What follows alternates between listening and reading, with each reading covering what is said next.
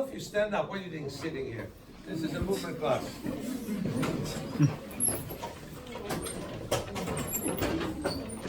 And it's a movement of your body and of all the internal muscles. Now let me ask you a question. I'm sorry to be so bad. Why are you wearing a hat? Is there sun up there? I understand. Why I'm wearing a hat? Okay, throw me the balls. Come on. Throw the balls. There you go. Okay, let's throw it to each other right now. Throw it everywhere. Okay, anybody wants to catch? Yeah. Throw the balls. Now all of you blink. Open and close your eyes and blink. Very good. Now all of you look at the ceiling, move your eyes, look at emotion, and catch them all. And throw them all. Come on. Look before you catch. Come on. All of you run in place. Yeah. Throw that ball. Throw the ball. Throw the balls. Yeah. Very good. All the lights on right now. All the lights on. Let me ask you a question. How is your vision now? And now I can ask another question. The vision is not only that. For how many of you, when you turn on a bright light, it almost hurts your eyes for a moment? Is that familiar? Put your hands up. It's like getting, at that moment, that sharp transient is almost like getting a suntan negatively for your eyes. Because normally, light, you want to be very gentle in transitions. Would that be fair, Meir? Yeah. But the point that we did now is we widened the pupils and shrunk the pupils. Widened and shrunk. Is that interesting or not? Let's do it again. Can you energize the balls under the light there? But we'll do it with another thing. Ron, give everybody large and small print. Okay. Quickly. So, does anyone not have the paper, like the big white paper? Yeah. You all have one of these sheets? Who needs one? You want to help out? Can I have one?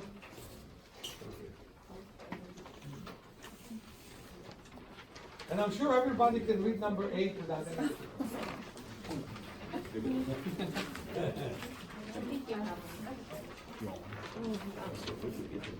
Don't strain. Hey, don't strain. I see your jaw. No way. Yeah, but I can see how you earned it.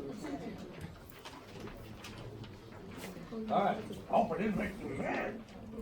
Good. So all of you, let's move from side to side like this. You want to look at it first? Move from side to side. When you move from side to side, look at what happens to the feet. If you move to the left, you look at your finger. You're looking around, and then as I go to the right, my left heel moves up. Then I put my foot down, and I rotate to the left, my right foot goes up.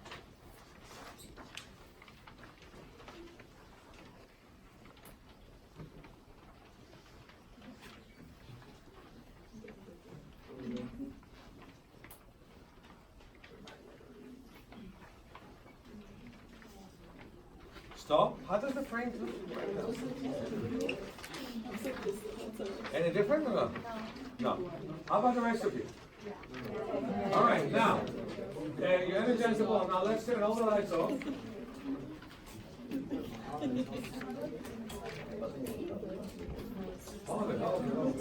All right, throw the balls again. Yeah, come on. Hey, come on, guys. Run in place and do it. And blink. We don't want any head crack here. Yeah.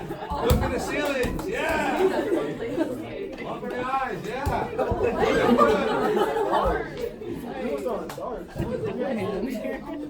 Yeah. Those balls are better under some other lights. Yeah. All of you, rub your hands. Rub your hands for a second. Palm, put the hands around the eye orbit. Very, very gently. Breathe deeply in and out through your nose to your abdomen. Visualize you see dark, maybe even black. Take your hands off and Let's move from side to side.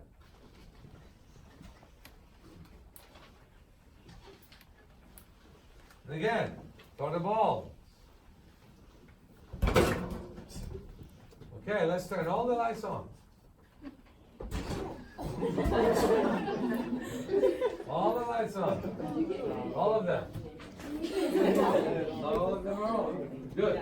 How is it to look at the page? Fuzzy. Fuzzy, right? Who sees it clear? Who sees it fuzzy? Who sees it clearer? Like you can read you can almost read the print better than before. Some see it fuzzier. Why do you see it fuzzier? Your pupils are weak. No, there's nothing wrong with that. If my biceps are weak, then if I lift weights, then I feel even weaker, right? So your pupils are weak. It was hard for them to move in the transition from dark to light. And we did an exercise called sunning this morning or this afternoon. It was another class of Erik's, and that strengthened the pupils. Okay, that's all mentioned in my book, Movement for Self-Healing. I have so many phone calls of people who said, I read your book, I don't need glasses anymore. It's such a nice feeling. Okay? And why do you wear glasses now? I told you to take the glasses off. Oh. Yeah. You cannot see.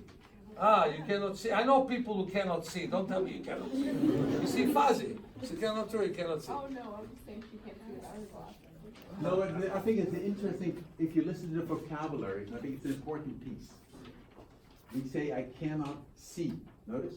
Which is different than I see less clearly, or I see fuzzy. It's really a total different piece. The moment you say, I cannot see, you in fact are telling your brain, whatever images come to your cortex, they're not possible. On the other hand, if you say to yourself, when I look, the world is more fuzzy, then I can work with this fuzziness boundary. And that's how Meir, in some sense, when he looked, he could almost see nothing. He saw 1%, but he didn't say, I'm blind. I see 1%, how can I move to 1.5%? Exactly. And that's a massive difference. And I'm really sorry that the ride that I got today was late, but I had a guy who came to me, he took medicine, he had herpes in his lips, so he took medicine, he had infection then. He took medicine against the infection, didn't work. Took another medicine against infection and blinded his eyes. That's medical practice, yeah?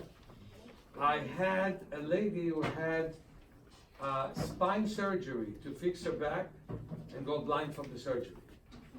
Anesthesia. Both of them, the optic nerve, a lot got lost. So what happened is, one eye was completely blind, and the other eye has 3% tunnel vision, but he sees very well. He sees 20/40 with that tunnel vision, which is 80% of 20/20. First time he could see light is with my work, where I got him to patch his seeing eye, which is the left eye, blink at the sun, blink at the sky, look down at the shade, and you could see that. And then he could see more distance with his, more view with his blind eye. Same thing happened to the other lady. But I just want to show you right now, is it possible for us to work the flash drive so people can see? probably. There's the flash drive. I have it. Let's see if I can make it work. All right, as Erik makes it work, have a seat. So when people tell me I cannot see, my friends, I meet people that cannot see.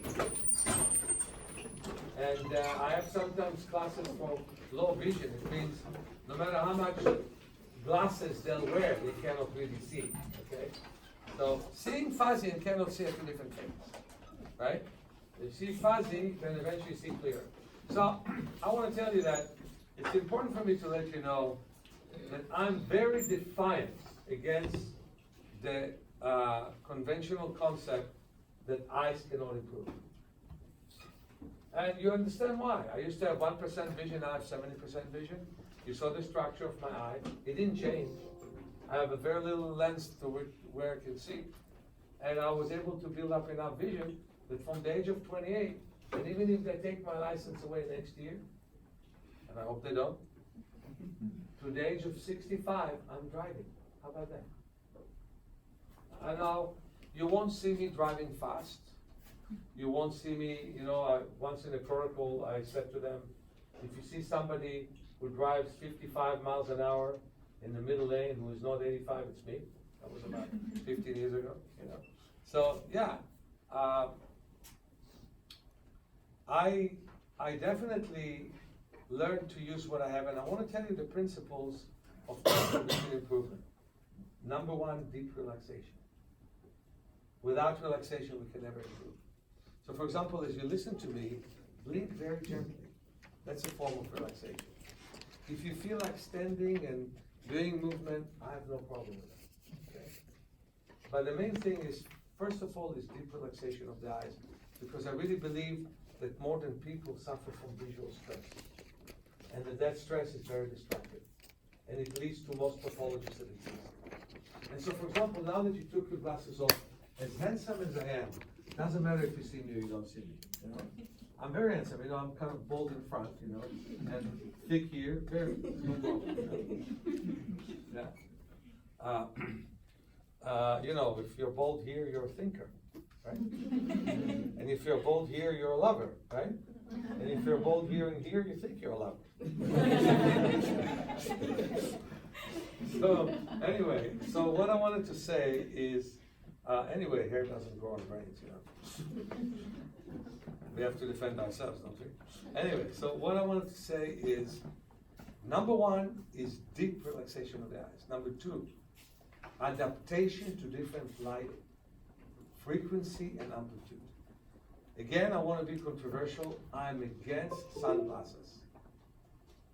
Very much against sunglasses. Because your pupils become weak. You saw how much we played with your pupils. I don't want your pupils to be weak. And we have a wonderful exercise called sunning, where I close my eyes and move my head all the way from side to side. So when I face the sun, the pupils constrict, even though my eyes are closed. They should be closed, but gently closed. And when I move away, they expand. It's so relaxing. The pupils start to move, to mobilize. I have a drastic exercise. We have a very dark room. It's the handicap bathroom in our school in the Outer Sunset. School for Self-Healing and Center for Self-Healing is on 48th Avenue, And what I do is, often I take people to the light, and we do sunning, and then to the dark bathroom. To the light and to the dark. And slowly, all of a sudden in the dark, with these glow balls in the dark, they can see the tile and the walls and everything. The pupils open up and they can see. I take people for night walks. And after about 35 or 40 minutes, they are amazed at how much vision they can have. On the other end, not adapting to the sunlight is reducing the strength of your vision, your acuity in the daytime. And the fact that 99.999% of the ophthalmologists tell you to wear sunglasses all the time is actually devastating. People are wearing sunglasses even in a room like this. Even indoors with fluorescent, even on gloomy days. Now I understand that you wear sunglasses when you drive towards sunset or sunrise. I understand you wear sunglasses if you want to look cool, or that you wear sunglasses because you don't want anyone to know you in a certain part. I understand all that. But normally, you shouldn't be wearing sunglasses. I think it's very, very... Which one is your... What? You want to watch the video? Yeah, let's watch the video. You have a couple of them. So remember, I did 2 principles. I have 7 more to go. Let's watch the video. Which one is that? I have a question right here. Yeah, go ahead. So, what would you say for like a person like myself that wears contacts? I mean, I wear contacts and I wear glasses as well, but I prefer my contacts better because I feel like sometimes wearing my glasses actually strain my eyes a little more than my contacts. Right, you're nearsighted, right? Yes. So nearsighted gets is much more sees much better with contacts than with glasses. Unlike farsighted, they see better with glasses than with contacts.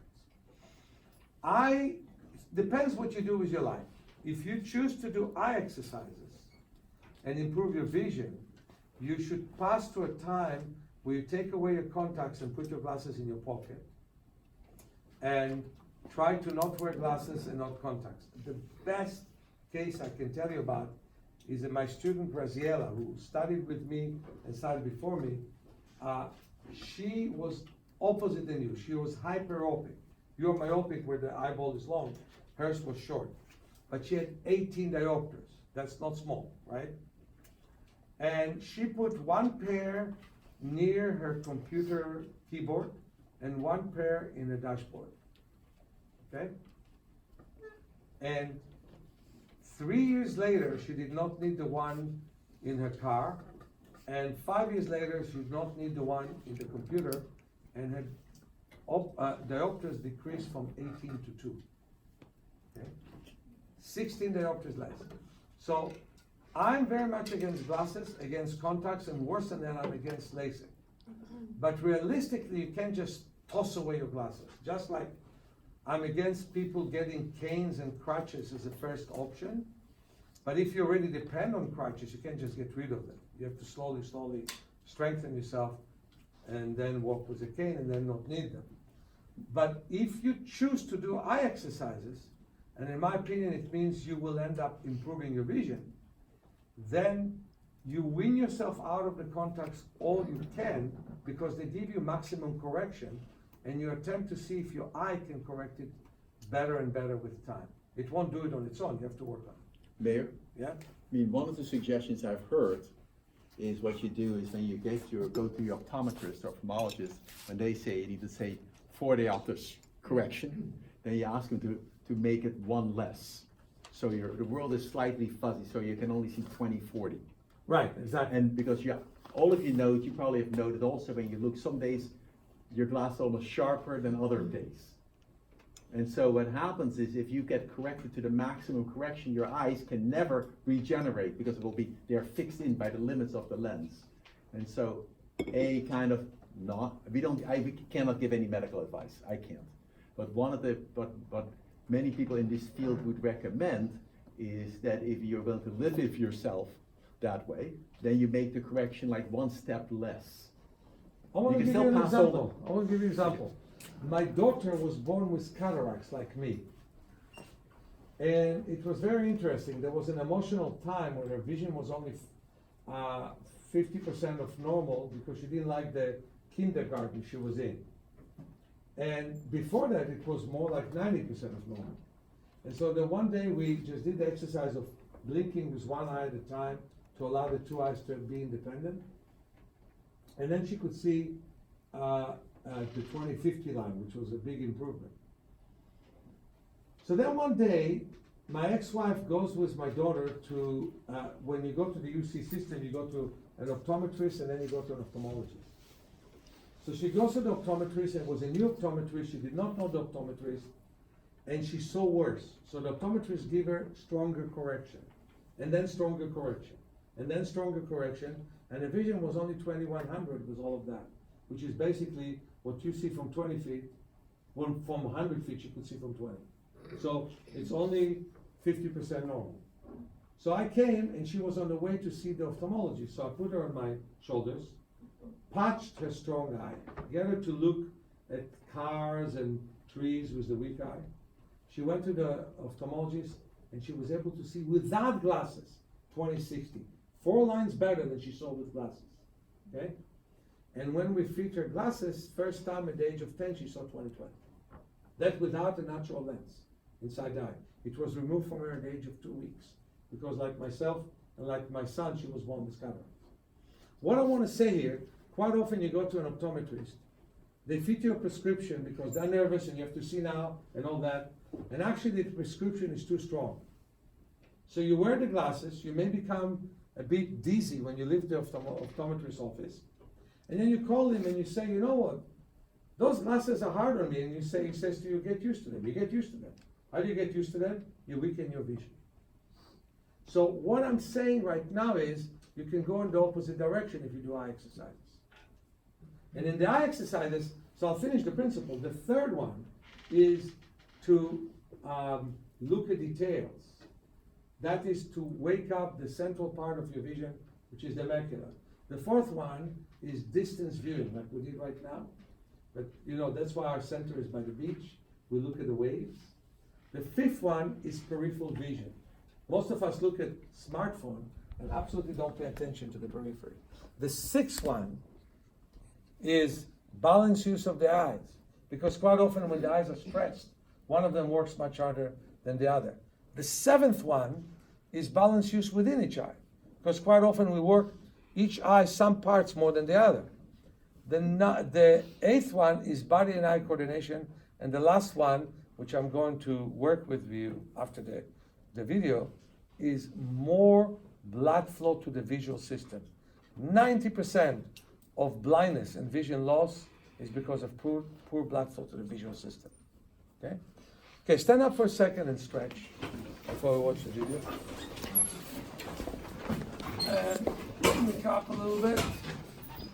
And then grab your leg and bring it back like this. So you push your chest forwards, like backwards. That's a very good one. Okay, so have a seat.